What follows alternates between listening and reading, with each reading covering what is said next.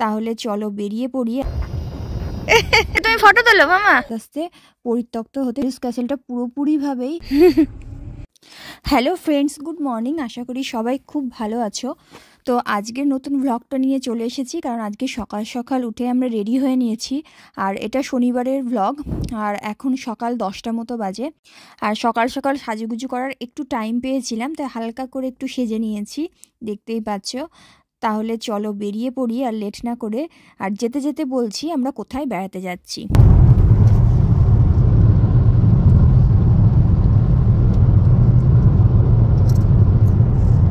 আমরা যেই রাস্তাটা দিয়ে যাচ্ছি এটা একদম রোলার কোস্টারের মতো, দেখতে পাচ্ছ, একদম ওই দূর অবধি দেখা যাচ্ছে। আর মানে একদম উঁচু নিচু, মানে রোলার কোস্টারে চড়েছি মনে হচ্ছে। গাড়িটা যখন স্পিডে চলছিল, এটাতে যেমন এনজয় করা যায় সেরকম ভয়ও লাগে, কারণ রাস্তাগুলো একটু সরুই হয়। আর ওয়েদারটা তো এখন দেখা যাচ্ছে মেঘলা, কিন্তু সারাদিন খুবই ভালো ওয়েদার ছিল। আর আমরা যাচ্ছি একটা ক্যাসেলে, ডানলিউস ক্যাসেল, যেটা নর্দার্ন আয়ারল্যান্ডে।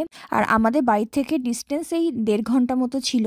আমরা পৌঁছেও গেছি আর ভালো জায়গায় পার্কিংও পেয়ে গেছি। এই যে ডানলিউস ক্যাসেল, চলো ভিতরে ঢোকা যাক এবার।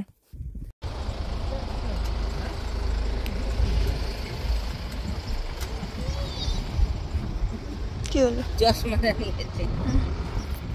আর এই ক্যাসেলে ঢোকার জন্য টিকিট কাটতে হবে।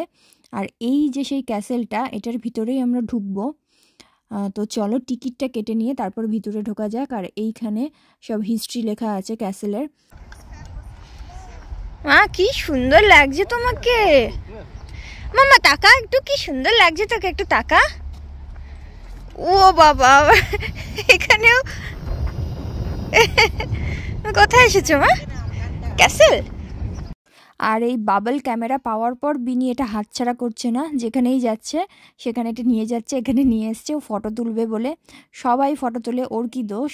ও এখন ফটো তুলবে। ফটো তো তোলা যায় না, বেরোয় শুধু বাবল।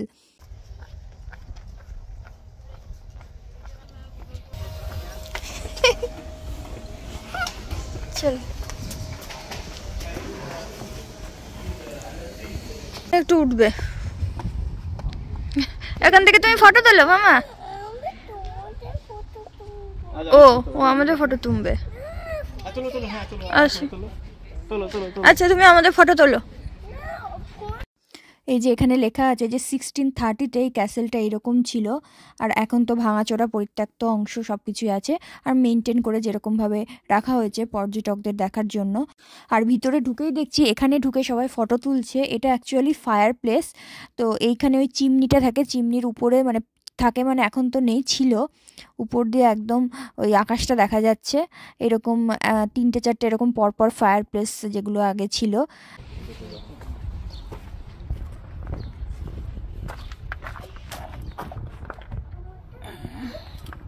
এগুলো সব, এগুলো এক একটা ঘর। আর এদিকে এই রুমটাতে, হ্যাঁ উল্টো যাবো, এই রুমটা দেখে নিয়ে দেখি। এটা একটা, এটা মনে হয় এটা একটা রুম। এটা রুম না ঠিক, এটা মনে হয় বড় ওই ডাইনিং স্পেস টাইপের কিছু একটা হবে। জানলা, জানলা, ওয়াও, এখান দিয়ে দেখা কি সুন্দর ভিউ।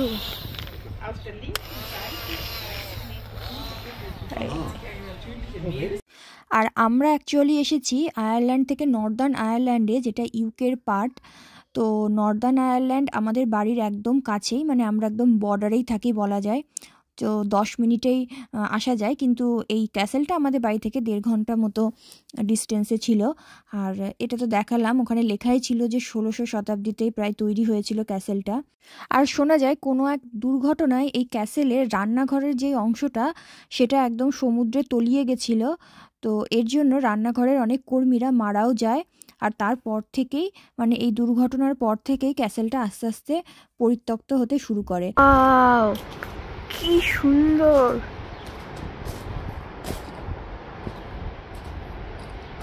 তুই দেখবি তো এখন এমনি দেখ। এত বড় ক্যাসেল, আর যেখান দিয়ে যাচ্ছি এত সুন্দর ভিউ, মানে দেখেই মন ভরে যাচ্ছে। আর যেটা বলছিলাম যে 1800 আর 19 শতাব্দীতে এই ডানলিউস ক্যাসেলটা পুরোপুরিভাবেই পরিত্যক্ত একদম ক্যাসেলে পরিণত হয়। আর ওই 19 শতকের শেষের দিকেই এটা একটা পর্যটন কেন্দ্র হিসেবে পরিচিত হতে শুরু করে। সেই জন্য নর্দার্ন আয়ারল্যান্ডে আসলে এটা একটা দেখার মতো আর কি জায়গা। তো চলো এবার একটু ভেতরের দিকে ঢোকা যাক। দেখেছো কত বড় ক্যাসেলটা, ভেঙে চুরে এখন এইরকম অবস্থায় এসে পৌঁছেছে। তো এইখান দিয়ে একদম নিচের দিকে ওই একটা রাস্তা দেখছিলাম, ওখান দিয়েও লোকজন হেঁটে হেঁটে যাচ্ছে, কিন্তু আমরা ওখানে আর যাইনি। মায়ের পায়ে ব্যথা, অতটা হাঁটতেও পারবে না। আর তারপরে আমাদের প্ল্যান আছে এখান থেকে আরও কিছু কিছু জায়গায় যাওয়ার। তো সেই জন্য এখানে শুধু ক্যাসেলের উপর দিয়ে ভিতর যেটা দেখা যায় সেখানেই আর কি, সেখানেও তাও মোটামুটি আধ ঘন্টা মতো আমাদের কেটেই গেছে।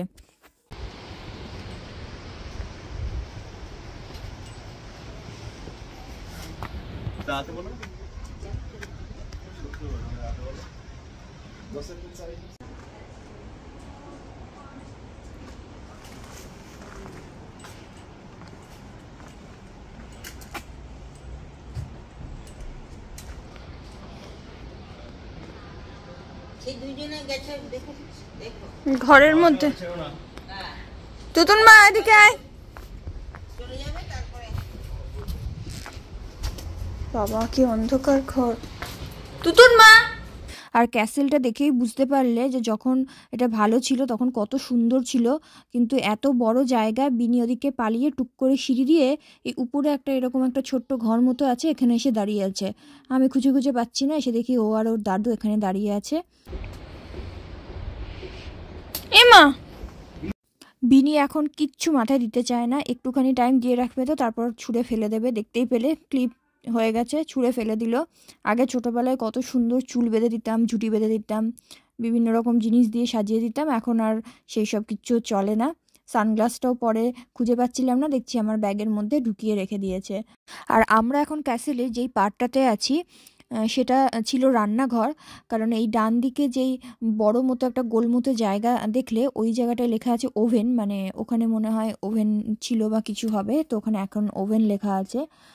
তো এত বড় জায়গা কোথায় কি ছিল না ছিল সেভাবে বোঝা যাচ্ছে না, কোনো কোনো জায়গায় ম্যাপ দিয়ে লেখা আছে তো সেটা দেখে বুঝতে পারছি, কিন্তু সত্যি বিশাল বড় জায়গা। আর সব জায়গায় জানলা দিয়ে বাইরে সমুদ্রের এত সুন্দর মানে ভিউটা দেখা যাচ্ছে, ওইটা আর কি সব থেকে মানে এই মানে আকর্ষণীয় জিনিস বলা যায় এই ক্যাসেলের।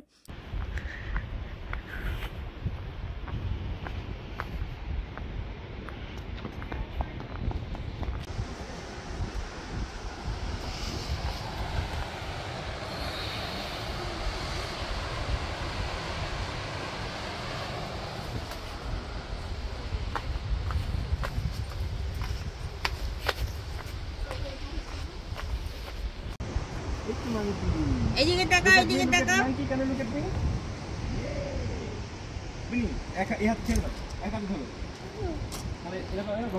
আমরা এখন যাচ্ছি জায়ান্টস কজওয়ে, এই যে লেখা আছে। তো আমরা ক্যাসেল থেকে বেরিয়ে পড়েছি, আর এই সময়ে রোদটা কিন্তু খুবই ভালো উঠেছে। তো চলো গাড়িটা আগে পার্কিং করে নিয়ে তারপর যাওয়া যাক। সোয়েটার লাগবে না, এটা অনেক, এটা তো কাছে, তুমি তো একটুখানি হাঁটবে, হাঁটতে হাঁটতে গরম লেগে যাবে। আচ্ছা দেবো, আগে শেষ করো, আগে শেষ করো, নাও হ্যাঁ করো।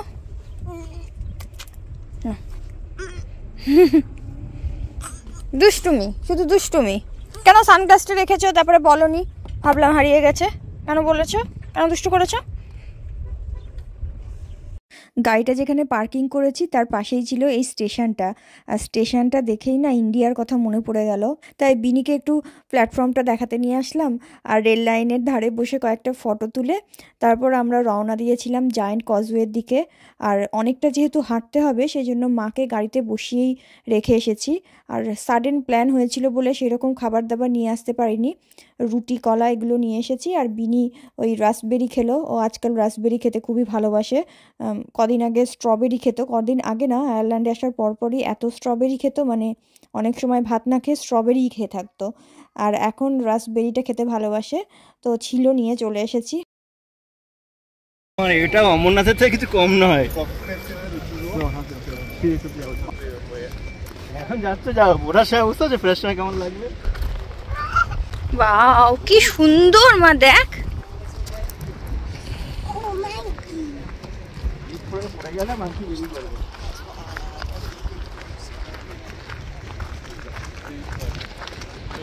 এই জায়েন্ট কজওয়ে হচ্ছে নর্দার্ন আয়ারল্যান্ডের খুবই বিখ্যাত একটা জায়গা, যেখানে দেখতেই পাচ্ছ কাতারে কাতারে লোক হেঁটে হেঁটে যাচ্ছে, প্রচুর লোক হেঁটে হেঁটে যাচ্ছে। কিন্তু এখান থেকে হেঁটে অনেকটা দূর যেতে হয়, অনেক লোক হেঁটে যাচ্ছে, কিন্তু বাসও আছে, বাসে করেও লোকে যাতায়াত করছে। তো বাসে করে যাওয়াটা সব থেকে ভালো। তো আমরা বাসে করে যাইনি, আমরা বুঝতে পারিনি যে বাসে করে যেতে হবে, ভাবলাম হয়তো হেঁটে চলে যেতে পারবো, কিন্তু অনেকটা দূর ছিল, সেজন্য আমরা হাফ হেঁটে চলে এসেছি। কিন্তু অ্যাকচুয়ালি বাসে করে গেলেই ভালো হতো, তাহলে একদম লাস্ট যেখানে আর কি যেটা দেখার জিনিস সেইখানে নিয়ে যেত। আর আজকে কিন্তু ওয়েদারটা খুবই ভালো ছিল, ভেবেছিলাম হয়তো বৃষ্টি হবে না, কিন্তু মেঘলা থাকবে, কিন্তু মেঘলাও ছিল না, বেশ ভালো ওয়েদার ছিল। আর সব থেকে ভালো কথা হচ্ছে এখানে হাওয়া দেয়, যে হাওয়াটা ছিল না।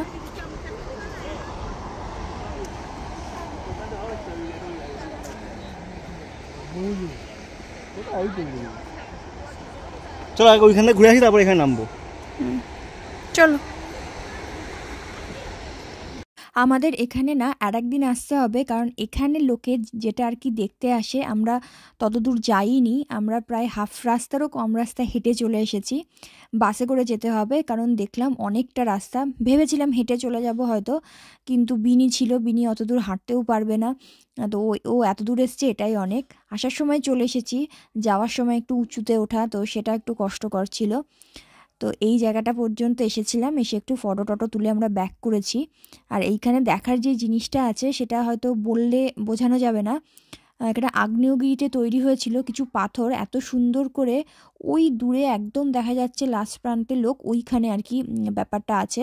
আর আগ্নেয়গিরিতেই তৈরি হয়েছিল সেই পাথরগুলো, এত সুন্দর, মানে ওটাই আর কি দেখার জিনিস। তো কোনো ব্যাপার না, আবার আমরা আসবো, খুব একটা ডিস্টেন্সও না আমাদের বাড়ি থেকে, 1.5 ঘন্টা মতো দূরত্ব। তো কোনো একদিন এসে আমরা দেখে যাব, কিন্তু হ্যাঁ বাসে করে যেতে হবে, হেঁটে হেঁটে যাওয়া বিনিকে নিয়ে অত দূর সম্ভব নয়।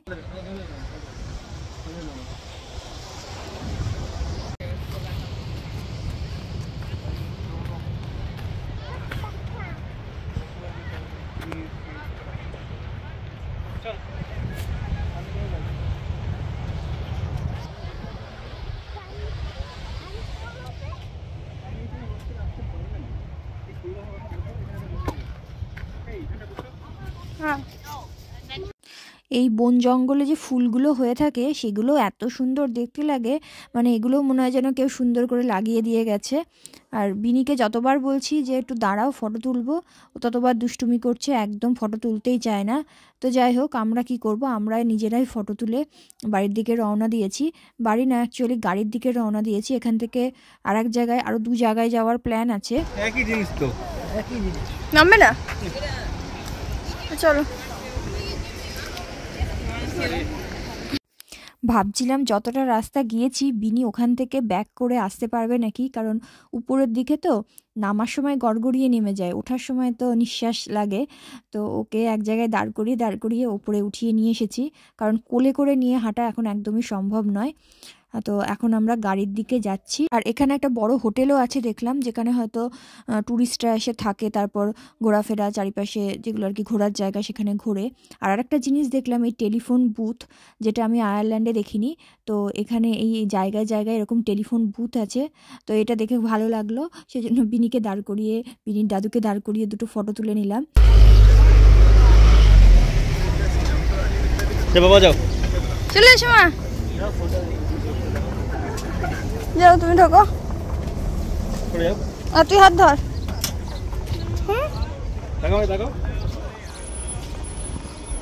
ধরো। আজকে এমনিতেই সকাল সকাল বেরিয়েছি, তারপর বললামই বেশি খাবার দাবার নিয়ে বেরোতে পারিনি, কারণ এটা হঠাৎ কালকে প্ল্যান হয়েছিল আর আজকে বেরিয়ে পড়েছি। তো সেই জন্য খিদেও পেয়ে গেছে, তো দেখি এখানে কি খাবার দাবার পাওয়া যায়। আর এদিকে স্টেশনে এসেই ট্রেনের দেখা পেয়ে গেছি, তাই ভাবলাম যে একটুখানি ঢুকে ট্রেনটাও দেখে নিই আর বিনিকেও দেখিয়ে নিই। বিনি তো ট্রেন চড়েছিল, ওই স্যান্টা ট্রেন চলেছিল যখন ওই ক্রিসমাসের সময় ডিসেম্বরের দিকে স্যান্টা এক্সপ্রেস ট্রেন চলেছিল। তো এই যে ট্রেন। নেক্সট আমরা কোথায় কোথায় গেছিলাম, কোথায় কোথায় ঘুরলাম সেটাও তোমাদের সাথে শেয়ার করব, কিন্তু ভাবলাম যে এই একটা ভ্লগে যদি সব কিছু শেয়ার করতে যাই অনেক বড় হয়ে যাবে, তো সেই জন্য এই ভ্লগটা আর বেশি বড় করব না। তো চলো এই ভ্লগটা এখানেই শেষ করছি। সবাই খুব ভালো থেকো, সুস্থ থেকো, আর জানিও অবশ্যই আমার ভ্লগগুলো কেমন লাগছে, আর ভালো লাগলে অবশ্যই একটা কমেন্ট করে দিও। দেখা হবে পরের আর একটা ভ্লগে। তো আজকের মতো টাটা, বাই বাই।